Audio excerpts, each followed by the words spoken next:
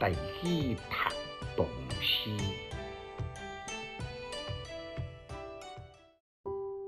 送别，作者王维。诗篇：蛤蟆饮君酒，问君何所去？君言不得已，归我南山水。但去莫可闻，别魂无尽时。简介：这首是当代送别诗类型的经典之作。头前四句呢，用文答体来写送别，开端就少少切入，再搁再用简别来点题。接字呢，写出个文对答，类似敢像两个人亲切地交谈，别有一番的神韵。尤其第二句呢，寂寞无话，却是关怀彼此，亲情互慰。君言不得已，归我南山水。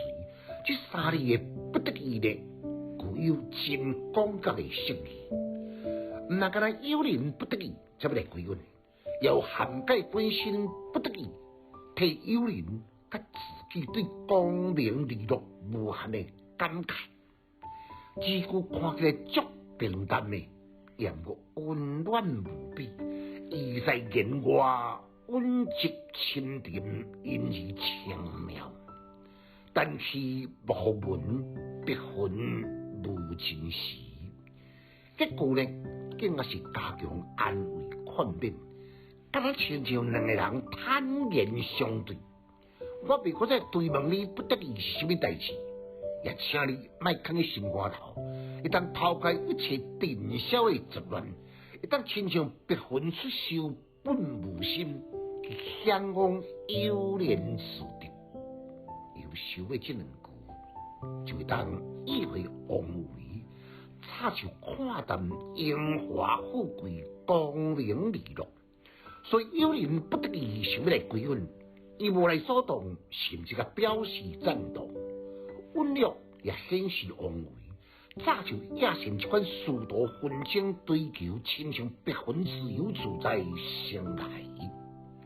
王维呢，有一款的想法，是安史之乱平定了后，伊被无赖投靠安禄山的罪名来落押。